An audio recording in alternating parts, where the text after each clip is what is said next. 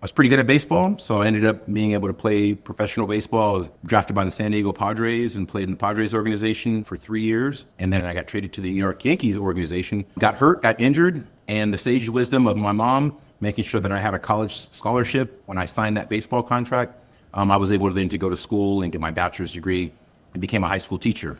That's where my life calling kind of took over, because I always thought I was going to be on ESPN. But the plan for me was that I was going to be able to impart wisdom and inspiration to the next generation of young people. You're listening to School District Superheroes, a podcast that puts the super back in superintendents. In each episode, you'll learn how today's most innovative superintendents are reimagining what's possible for students, staff, and their communities. And now for your host, Nick Telford. Well, today I'm joined by Dr. Gordon Amerson, Superintendent of Val Verde Unified School District, somebody who I've known for many years, who is an outside-the-box thinker, always one step ahead of the crowd, and always innovating and bringing so much energy and enthusiasm everywhere he goes. So, Gordon, you're very welcome to the School District Superheroes podcast. Thank you, Nick. It's a pleasure. I'm glad to be with you, and I'm looking forward to a fun conversation and sharing a bunch of different things and hopefully having some laughs along the way. So appreciate it. So just to kick it off, Gordon, who was your favorite superhero growing up? Oh, my favorite superhero growing up. I was a big fan of Spider-Man. And then as I've gotten older, shameless plug, but I'm a huge Black Panther fan. Okay. Spider-Man is still fun and very innovative, but when Black Panther came out several years ago, I just connected and I liked it. I love it. What maybe resonated with you about that superhero in particular? When I was small and I was a kid, funny story, I actually got a concussion one time trying to be Spider-Man, thinking that I could kind of swing from one thing to the next, and next thing you know, I go down and land on my head, and next thing I know, I'll wake up, I'm in Loma Linda University Medical Center Hospital because I completely knocked myself out. Why? Because Spider-Man was fun and was strong, and we do all these kind of crazy fun things between buildings and all this kind of good stuff. And so that was easy when I was younger. As I've gotten older, Black Panther, leadership and strength, Black excellence, what Black excellence looks like, the ability to persevere, the ability to bring people together. Like, I just think that there were a lot of qualities in Black Panther's character, and quite frankly, by the way that Black Panther was also casted in the Marvel collection. There's a lot of reasons that I found some connections and it resonated with me. Well, thanks for sharing. Going back to the past, maybe post-concussion, just wanted to talk about your background a little bit. I've known you for a number of years, and you've got a really interesting, compelling background. So wouldn't mind if you could share a little bit about that with us. Yeah, the Cliff Notes version of it, just depending on how long we want to go, but very fortunate to be the product of a mom and a dad who had me when they were kids. So they were kids having a kid, and, growing up in Southern California in the late 70s, early 80s, a challenging time. And there were lots of things that you could get caught up in, lots of potholes that you could fall into. I had two parents that were super focused on making sure I was going to be successful, and I had sports. And so my parents made sure I was super successful at school. There were very high expectations, even though my parents didn't have formal education, like the formal levels of education that I have.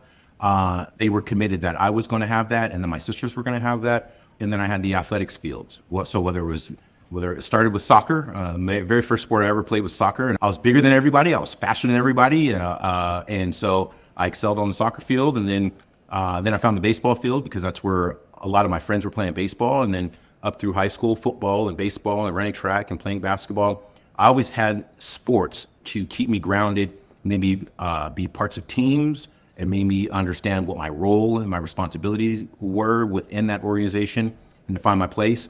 I was pretty good at baseball, so I ended up being able to play professional baseball. I was drafted by the San Diego Padres and played in the Padres organization for 3 years.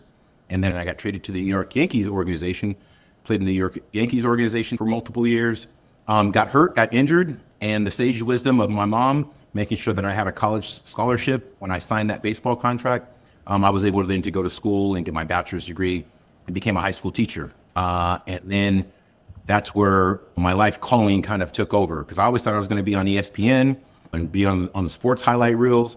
But the plan for me was that I was going to be able to impart wisdom and inspiration to the next generation of young people. And that was going to be in the classroom. That was going to be being a teacher and being a coach, and then eventually having the opportunity to become an educational leader and being a high school assistant principal, principal, director, and on up the line to superintendent. And now we get to do systems level change and systems level work. And I'm exactly where I'm supposed to be, doing exactly the work that I'm supposed to be doing. And I think that that's going to be my contribution to society, is being able to be an educator who's helped tens of thousands of kids be productive citizens in this world. So that's a little bit about my story, and I'm very, very happy to be living it every day. Obviously, there's tons of lessons you can learn through organized sports and teamwork, sportsmanship. I want to dig into one thing though, because you made it all the way to the top, like the tiny percent of people who actually get to cross that line into professionalism. But then there's also the time where that ends for one reason or the other. And I'm just want to dig into, how did you deal with, because adversity is everywhere. It comes upon us in life in lots of different forms and ways. But when it comes to sport, it's a great way for us to look at life and take lessons. And I just wonder how you dealt with transitioning from a very exciting life in professional sports to the next phase of what you're now, obviously, you're called to do. Yeah, probably one of the hardest transition periods of my entire life. Again, the two things that I was always good at was I was good at school and I was good at sports. And so it's interesting, or maybe fortuitous, that I ended up in the education space because I always did school pretty well. But my identity as a professional athlete, and thinking that my goal and my path was going to lead me to playing a 162 game schedule all over the country in front of 20,000, 30,000, 40,000 people every single night, that is something that I thought was going to be my reality. Due to an injury, I stopped playing because I was injured. I injured my left hand, and I'm left-handed. I throw left-handed, I bat left-handed, but my left hand was not going to be usable in the way that I needed to use it moving forward. After the surgical repairs in my hand, it took me about 10 plus years before I could actually get into a push-up position, just to simply do a push-up again, because of the limited range of motion and mobility that I would have in my left hand. And still to this day, I have numbness and no feeling in multiple fingers on my left side. So it was as a result of that injury that really ended my career. And so there was this feeling of loss. There was this feeling of resentment because of getting hurt and not breaking through, not because I wasn't good enough, but that maybe it was cut short and I didn't really have that opportunity to fully realize whether I was going to be able to do that or not. That was a real tough piece for me to deal with as a very early 20s something, young man who had been able to excel and who had been able to achieve and who had reached a level of success and a level of status in that regard. And I'll tell you what, one of the questions is kind of, how do you deal with it? I give a lot of credit to my mother. I have to be honest with you. I give a lot of credit to my mom. My mom had me when she was 15 years old. She was 15 years, 5 months, and 5 days old when I was born. But the sage wisdom of a mom to not only navigate and literally negotiate my contract with the San Diego Padres, make sure there were things that were going to be in there to protect me, and then to keep continuing to push me when I needed that push. When I made that phone call that I was no longer going to play, the phone call was to my mom first. And she asked me if I was sure. Are you sure you're done? And I was like, yeah, Mom, I'm really sure. And she kept pushing me to go back to school, to make sure that I finished that. When I got my first degree, then my second degree, and then my third degree, when I got my doctorate, I tell the funny story. I said how important education was to my parents and to my mom in particular. My mom doesn't have a high school diploma, but she has 8 college degrees because I have 3, my middle sister has 3, and my youngest sister has 2.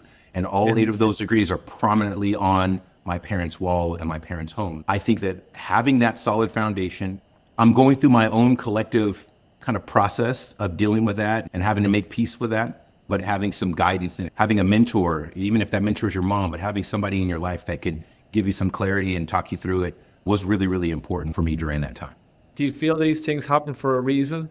Is that part of the mindset? Absolutely. I think when I say that I'm exactly where I'm supposed to be, I do think that there's a level of divine intervention, right? We're put in the places and the spaces where I think we can do the most good for the most people. And I think that my plan and that this path that I'm on is exactly where I'm supposed to be. And I do think that there's a level of divine intervention that allows that to happen.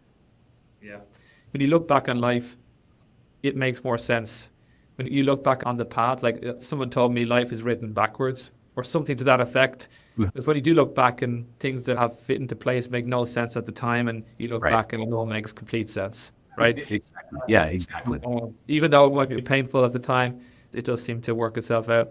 Obviously, leadership is something that I know is a priority of yours. You have lived it, so it makes it, you were in a place where you were able to point to that experience and have people follow your lead, and you're a kind of natural leader. And I want to just find out from you, what do you think leadership these days, what is it? What do you feel leadership is these days? Because I think it has changed over time.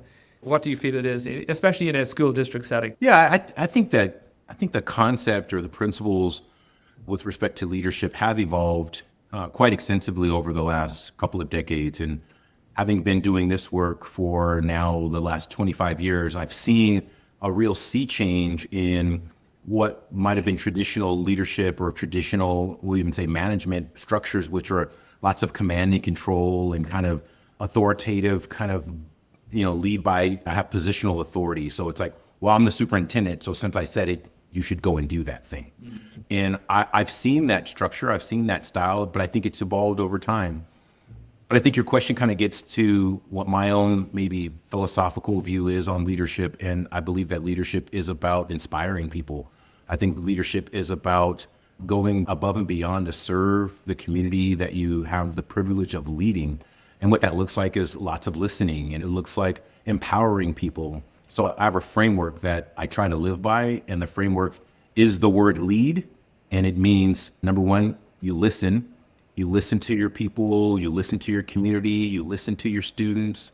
It also means empower. You got to empower people to do their jobs. You got to empower people to stand up and fill in the gaps and bring the right supports and bring the right inspiration to empower people to be better and be bigger. And then you got to affirm. You got to affirm people, like tell people that they do a good job, recognize people, platform people, give them opportunities to grow and to shine and to thrive. And then lastly, you got to develop. You always have got to be in a system of continuous improvement. If you look back at the work that you do and you say, okay, well, I'm kind of done, like this is as good as it's going to get. If we're not always striving to get a little bit better, like 1% better, today than yesterday, and the next day 1% better than the day before, and you keep going towards continuous improvement, our job as leaders is to shape the system and build the system. I'm always thinking about how do I lead people using that framework and that mindset, really, really developing the right systems and developing the people in that system to make it great. At the end of the day, we're servants. And at the end of the day, in a time and a place where it's getting sometimes more and more challenging and more polarized and more a reason for us to pull away from each other, I want us to find the human-centered nature of this work, especially in education. Everything we do is people-centered, big people and little people. And all these hearts and minds that we're trying to inspire and we're trying to motivate on a daily basis. So I think human-centered leadership, seeing everybody for being a human being and being somebody who is special and somebody who is unique and somebody who inherently wants to be nurtured and somebody who wants to be coached and somebody who wants to get better. Those are all things that I believe good leaders should typify now. Less command and control and more about how do we inspire people, how do we build people up to make people better. That's really, in a nutshell, for me, the most important things. How can if it's okay, I'm going to steal lead from you. I love that framework, and it's so easy to remember. It's something to go. I haven't trademarked it yet, so feel free to take it for now, Nick. But once I trademark it, then I'm going to have to get some royalties. I'll play up. You got to record it here on the podcast. I'll play the scene. Obviously, you have been aspiring superintendent, and now you are a superintendent. Any lessons for those possibly listening in, teachers, administrators, assistant superintendents, in terms of the qualities that you feel are important in a modern day superintendent that you could share? Focus on people first. It's not about you, it's about us. I think the number one thing for leaders today is, how do I do more for other people? And how do I leverage and use my position, my influence, my title, my role to make other people's lives better? Like, I think If there's one thing I would tell aspiring leaders, up and coming leaders, is get really, really clear on two things. What is your vision? Who are you? What is your vision? And then also, what is your vision for being able to cast that vision? Because the number one thing that leaders have to do is we have to cast vision so that people are inspired to follow or seek to help us articulate and reach whatever that vision is. And then the second thing is to get really, really clear on what your philosophy is. What is your why? We can go back to Simon Sinek's work on Start With Why. What is your why? Why do you do this work? Why do you want to lead? Why do you want to have what we just call the heavy crown of leadership on your head? Because it is not, leadership is the greatest job you can have, but it's also sometimes the hardest job that you can have. You get blamed for stuff that's not your fault. You get given scenarios that have no easy solution. And sometimes you have to just stand in the gap and you have to take the arrows for other people as leaders. So what I would say to up and coming leaders, cast vision, know your why, and get ready to stand in the gap and take the shots for other people when it doesn't feel comfortable and when it doesn't even make sense. But that's the job. That's the job of leadership. From what you're saying, it feels to me that that is enough then to make those arrows and those shots that you have to take bearable, because you know the reason for why you're taking them. So that obviously that's the purpose of, and I said the greater that why is, the stronger that is in you, and the more shots you can take. But ultimately, it's for the greater good, right? You said you do a lot of hard things, make hard decisions, take a lot of shots. Could you hone in on one of the most challenging things it is to be a superintendent? I can give you a couple of examples, but let me give you two examples. Probably two of the hardest challenges that I've had in leadership in general. One is a story about when I was a principal, and then obviously one is a story about being a superintendent. So when I was a high school principal, we had a challenge, and in California in the early 2010s, a lot of our work was driven by what we call the API scores, Academic Performance Index. And so you wanted to have you want to have scores that were above 700, above 800. And that was kind of the benchmark of whether you were a good school or not so good school. And so that high stake testing environment was always there. One of the years when I was a high school principal, I discovered that one of my teachers was cheating on the exam. They were making copies of the test and then reteaching the test back to their students so their students would get better scores. And I discovered this. I think it was 30 or 31 when I became a high school principal. So I was a very young, very eager, up and coming leader. And now I've got this cheating scandal that I'm going to have to address. And I went through that process, and I called the district office. I got the district office involved.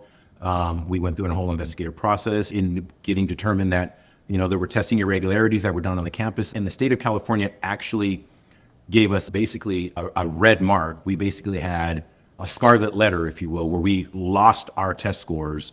And it basically said on the state's website that this school had adult testing irregularities, which was code for there was cheating that happened there.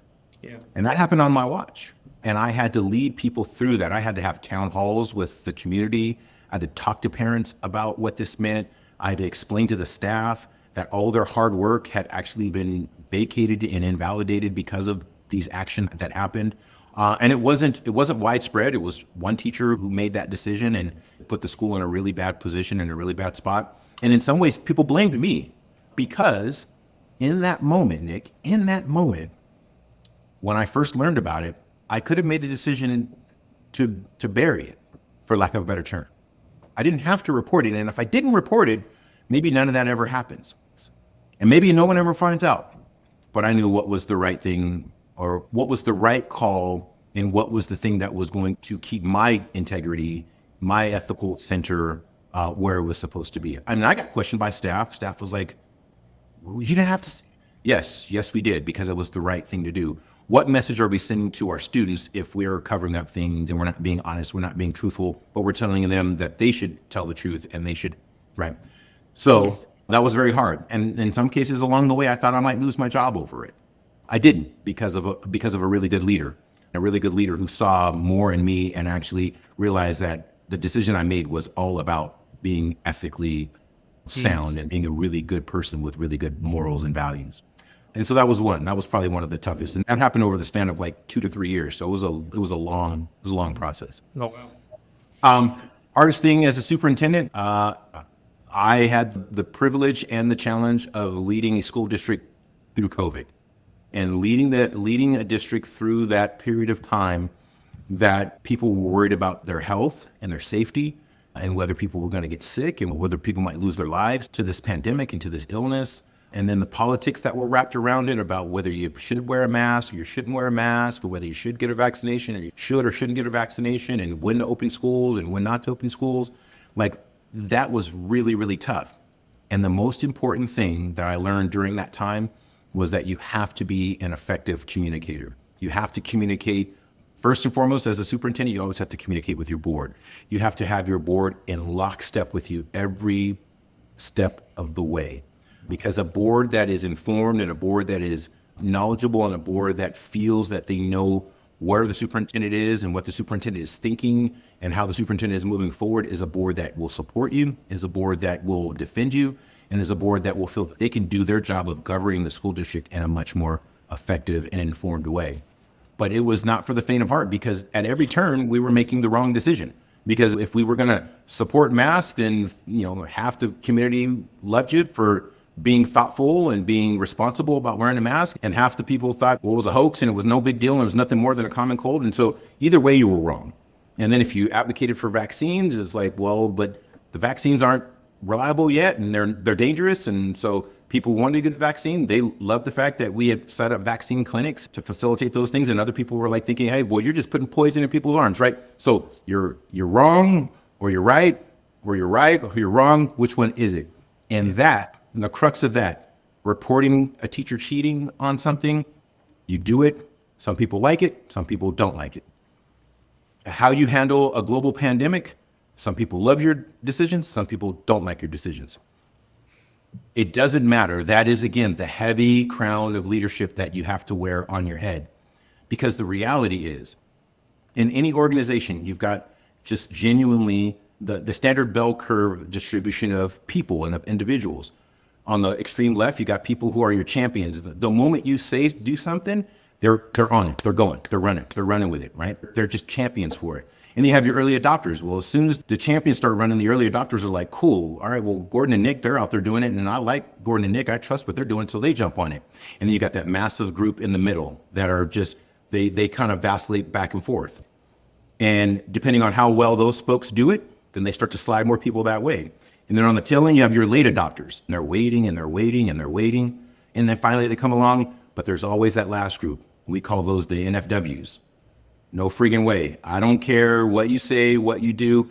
And that's your community. That's a community, right? That can be a school staff. That can be a corporate entity. That can be a school community. That could be a city. That general standard distribution of people and of like human behavior, it's very, very real. And how well you communicate is how much you can slide that bell curve to the left and get more people on board. And if you don't communicate really well, then what happens is that bell curve slides to the right and much more people become NFWs and late adopters and skeptics. And that's the work of leadership, is figuring out how to move people. And you do it best by effectively communicating. Yeah, that's fascinating. And thanks for sharing those stories to kind of illustrate those challenges. It does feel to me that staying true to what you believe is really what can guide you through the different kinds of folks who will be on your side or not on your side to varying degrees. And if you want to please this person, that person, that's the opposite of staying true to what you believe. It's trying to satisfy, and that won't work as a strategy. If you do that, it might be tough. It might feel like it's not going the right way for you, but ultimately it's the winning strategy. Yeah, couldn't agree more. If we spend all of our time trying to make 100% of people in the organization happy, then unintended consequences is that you will have more and more people unhappy because they will feel like you vacillate or you are flip-floppy or you don't maintain a position or your position changes based on the last person you talked to. If you have your vision, if you know where you want to go and that you're always persistently kind of going after that North Star, if you know what your vision is, and then you're really clear on your why, it gets much easier to communicate why you're taking the position that you're taking. Yeah. It's like, well, Gordon, why are you doing that? And it's like, well, because it's good for kids. And my why is I want to take good care of kids. I want to make sure we're producing happy, healthy, well-adjusted kids through our system. Yeah. That's my why. That's my North Star. What's the vision? To be the most innovative, cutting-edge district in the state of California. That's the vision. That's where we're going. If I can be real crystal clear on that, then people won't ask, then, well, why are you doing all this stuff with AI? Why are you doing all this stuff with, it's like, because that's my North Star and that's my why. Because I want my kids to be the best cutting-edge 21st century, students and citizens who know how to use technology, know how to embrace technology, how to exist in a globally interconnected world. That's my why and that's my North Star. Oh, well, that makes sense. Okay, well, now we know why you keep banging the drum on this thing and this thing and this thing. So as long as we're clear and as long as I can articulate that and as long as I can stay on that message, people may not agree with it, but they'll respect the fact that I'm consistent. Yeah, 100%. And sometimes that's the important part. Yeah, absolutely. So jumping to your current district, Val Verde Unified School District, you talked about AI. That's very topical and exciting for everybody to kind of learn where people are at in that journey, especially as a superintendent. But if you could maybe share some initiatives that you're most proud of currently, or even most recently within the district and community, we'd love to hear about them. The thing that attracted me to Val Verde at the very outset was cutting edge, innovative, outside of the box. And I'm like, that's what I think I am. I think I fit that mold. And I think that if that's already kind of the district's identity, I think that I might fit really well there and be able to make a positive contribution and help that district move forward. Things that are just interesting and unique about our space. I think we do some of the most advanced work with engaging families. We have resources and support mechanisms that are in place that I have not seen in any other district. With the things that we do around our parent resource center, our community resource center, we have localized health clinics in and around on our district property that we've created where you can get full urgent care level health care there. We have community resources and the community laundromat that we've run more than 75,000 loads of laundry for community members and for families that need and have those resources. It's also where we have essentially a captive audience. So you're already there and you're able to get your laundry done, but then we have parent engagement classes. And so you can learn how to support your student, how to help them be successful in school. You can get your healthcare needs. I mean, those are the types of things. And you might see one or two of those things in other places, but to see them all intentionally developed in one space to be able to support a community in that way is very, very transformational. Some of the things that we're really, really proud of, we just got a huge grant for the community schools. It was $35 million. That will allow us to do really wide sweeping supports for students to create new and innovative programs on our school sites, working with our principals to come up with those out-of-the-box thinking ideas based on feedback from their students and based on feedback from families and community members. That's a big piece for us. And never mind the movements that we've had with respect to student achievement. We're closing the excellence gap. We're closing achievement gaps for students in language arts, mathematics. We're reducing the rates of chronic absenteeism across our district. We're putting in the right systems and structures. We are one of a very few handful of districts in the state of California to have every one of our schools be certified as PBIS Platinum schools.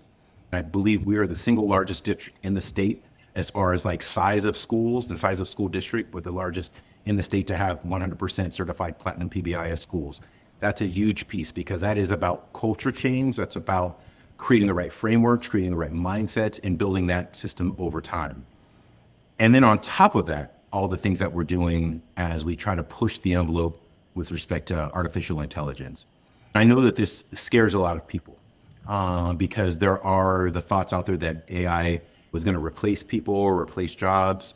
Our commitment is that we want to use AI to streamline regular, routine, compliance-driven tasks so that way people can more authentically connect and interact with each other. So if we can find ways to streamline the work of getting 1,000 people into a basketball gymnasium to watch a basketball game and instead let all the staff that are there now interact authentically with folks and then be able to support and be engaged, that's a better use of our time. If we can find ways to get students checked into school faster so that way now we can more authentically interact with the students, or we could have a much more authentic conversation with a parent on the phone who has a really critical question, that's another way we can leverage and use AI. How do we use it to relieve some of that teacher workload that teachers have with respect to grading and developing assessments? If those are all things that we could use and leverage AI around, that's something that we want to do. And I personally have had the opportunity to speak at 2 national level conferences about AI just over the last couple of months. I had a chance to speak at South by Southwest about, AI, and that was an amazing experience. I mean, South by Southwest has like 30,000 people that come to it over the course of like 2 weeks. And then just most recently had a chance to speak, was invited by Apple to come and speak at the ASU GSV conference that was here in San Diego. About 6,000 people come to that. And just being able to talk about Val Verde and what we do and being really, really proud. And then just personally, what I'm learning as an AI enthusiast and as an AI savvy leader. I've been tinkering with, ChatGPT since November of 2022 when it first came out, and it was saying all kinds of crazy stuff, and there was all kinds of new learnings from it. But I've essentially played with AI every single day probably since November of 2022. So now I'm learning how to code things, build things, develop things, create new things by, again, going back to being a really effective communicator. And so what we're trying to teach our students to do here in Val Verde, along all the other lines of everything we're doing, is how do we teach you to be a really, really effective communicator? Because you need to be an effective communicator with another human being, and an effective communicator using these new age platforms and technologies. We think we're giving you the durable skills that are going to be able to support you as you go out into the world and as you make your mark on society. So those are a number of the things that we're doing here in Val Verde. Exactly. Yeah, that's a great way to put it, actually. That'll be the tagline we'll use for the podcast, make us more human. Well, listen, I don't want to take too much more of your time, Gordon. I just maybe a couple more questions before one to kind of shine the light back on yourself. When your tenure is over, what do you hope your district says about your leadership? It's a simple response.